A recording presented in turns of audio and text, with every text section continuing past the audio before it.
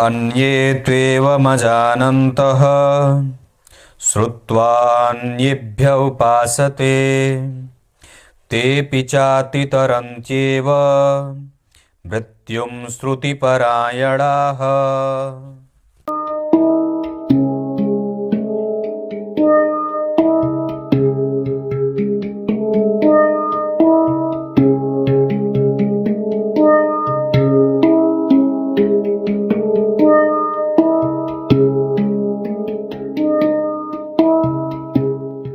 प्रिय दर्शकों नमस्कार, एक बार फिर से उपस्थित हूं आप सबके सामने।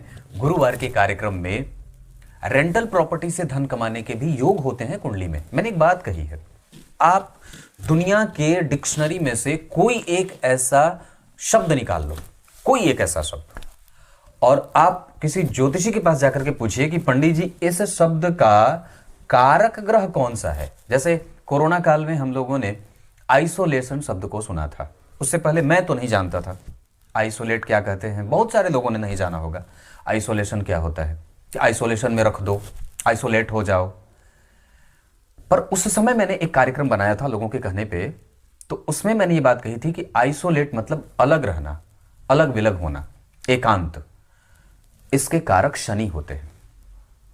तो रेंट शब्द जो है वो रेंटल प्रॉपर्टी आप जानते ही हैं।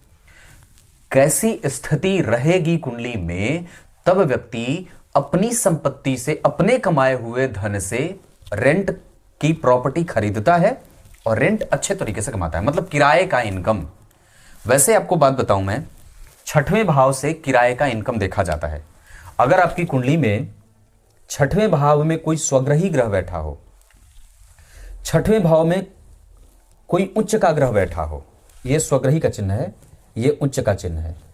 अगर कोई यहां पे मित्र की राशि में कोई ग्रह बैठा हो, इस भाव का अधिपति अगर इसको देख रहा हो, या यहां पे कोई भी नीच का ग्रह नहीं बैठा हो, और जो ग्रह यहां बैठा हो वो उसी भाव का मित्र का हो, या वो भाव का अधिपति भी सन्निकट बैठा हो, या फिर इस भाव का अधिपति यहीं बैठा हो, या तो यहां बैठा हो या तो यहां बैठा हो, इस भाव पे किसी शुभ ग्रह की दृष्टि पड़ती हो, एक और शुभ ग्रह की दृष्टि पड़ जाती हो, जैसे गुरु और शुक्र यहां बैठकर के इसको देख लेते हो, है ना, और यहां पे किसी भी प्रकार का कोई हलचल ना होता हो।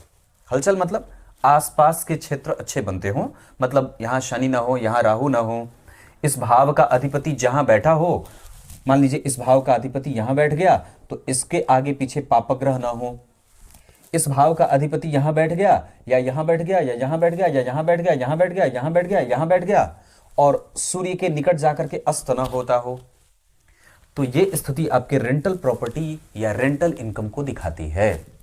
ये पहली बात है, आसानी से आप समझ जाएंगे, बहुत आसानी से बता रहा हूं।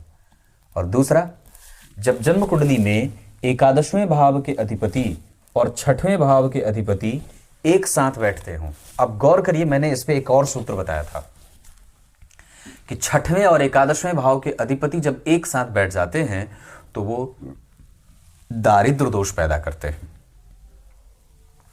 लेकिन अगर छठवें भाव के अधिपति और एकादशवें भाव के अधिपति अपने अपने घरों में बैठे हों, या क्रमशः वो एक साथ इन्हीं भावों में बैठे हों, ध्यान से समझिएगा, उसका काट ये है कि अपने ही भाव में बैठे हों दोनों अपने अपनी राशियों में, या फिर दोनों एक साथ इन्हीं दोनों भावों में से कहीं बैठे हों, तो वो आपको आरंभ में मशक्कत जरूर करवाएंगे, पर बाद में चल करके व्यक्ति वो उसी संपत्ति से, हो सकता है उस संपत्ति को इकट्ठा करने में आपको थोड़ी बहुत मशक्कत या दिक्कत झेलनी पड़े, पर बाद में आप उसी संपत्ति से उसी प्रॉपर्टी से धन कमाते हैं। इसके अतिरिक्त आपको आपकी कुंडली में चतुर्थ स्थान से शनि और मंगल का संबंध बन जाए, जैसे मंगल की राशि बनी, शनि वहीं बैठ गए, शनि की राशि बनी, मंगल वहीं बैठ गए, शनि की दृष्टि पड़ गई, मंगल की दृष्टि पड़ गई, या शनि और मंगल इकट्ठे यहीं बैठ गए, तो व्यक्ति अपने धन का उपभोक्ता, खरीददार और निर्माणकर्ता स्वयं होता है, और एक नहीं बहुत सारे। इसके अतिरिक्त आपकी कुंडली में धन भाव का अधिपति धन में बैठा हो, लाभ का अधिपति यहीं बैठा हो, धन भाव में उच्च के ग्रह बैठे हों, धन भाव में मित्रवत कोई ग्रह बैठा हो, धन भाव में कोई स्वग्रही ग्रह बैठा हो, धन भाव में शुभ ग्रह या सम संख्या की राशि बने और उस भाव में वैसा ही कोई शुभ ग्रह बैठा हो, तो धन भाव बली हो जाता है। धन भाव के कारक अगर गुरु यहीं बैठे हो इस भाव के अधिपति के साथ तो बहुत अच्छा होता है। यही मंगल अपने मित्र की राशि में या बुध के साथ बैठ जाए तो व्यक्ति की कुंडली में धन भाव बलवान हो जाता है। अगर ऐसी स्थिति बनी है तो निसंदेह व्यक्ति की कुंडली में अपने कमाए हुए धन से, अपने स्व उपार्जित धन से किराए की प्रॉपर्टी तैयार करने का योग होता है। समझ में आ गई होगी बात, बहुत ज्यादा इसको लेंदी नहीं करूंगा। लेकिन ये सारे ही योग तब घटित होंगे जब आपकी कुंडली में चंद्रमा शुभदायी बनता हो अधिक मात्रा में। जितना चंद्रमा बलवान उतना ही ज्यादा रेंटल प्रॉपर्टी, धन और ये सब बनेंगे जो भी मैंने कहे हैं। आप अपनी कुंडली को चेक करिए और ये पता लगाइए कि आपकी कुंडली में छठवें, चौथे, एकादशवें और शनि मंगल के साथ साथ धन भाव की स्थिति कैसी बन रही है। अब आइए आपको गीता जी के श्लोक का अर्थ बता देता हूं। गीता जी के 13वें अध्याय के 26वें श्लोक में भगवान ने बात कही है।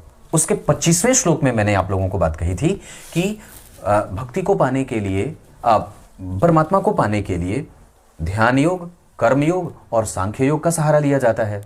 पर कुछ विद्वत गण, कुछ गण ऐसे हैं, कुछ लोग ऐसे हैं जो इन तीनों योगों में से किसी को नहीं जानते। न तो वो ध्यान करना जानते हैं, न तो उन्हें अच्छे तरीके से भगवान के निहित कर्म ही कैसे करे जाते हैं वही पता है, और न वो सांख्य योग को जानते हैं।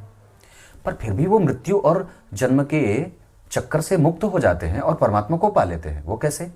भगवान की भक्ति वो किसी दूसरे के मुंह से सुन करके, कथा और कीर्तन करके, उनके नाम का स्मरण करके, उनके नाम को, जैसे अजामिल ने अपने बेटे का नाम क्या रखा था? नारायण। अजामिल ने अपने बेटे का नाम क्या रखा? नारायण। नारायण नारायण नारायण नारायण वो जप रहा है, तो जाने अनजाने व्यक्ति के द्वारा भगवान का नाम स्मरण किया गया और उसकी मुक्ति हो गई। तो सिर्फ कथाओं के श्रवण करने से, कथाओं के चिंतन करने से, रात्रि को सोने जा रहे हैं, गीता जी का 18वां अध्याय पढ़ लीजिए, 11वां अध्याय पढ़ लीजिए, 5वां पढ़ लीजिए, और कुछ नहीं पढ़ना जानते हैं तो गजेंद्र मोक्ष तो पढ़ना जानते हैं। विष्णु सहस्त्र नाम सुन करके तकिया पे शर्तों रख सकते हैं। श्री हरि स्तोत्र तो सुन सकते हैं, सर्च करिए यूट्यूब में।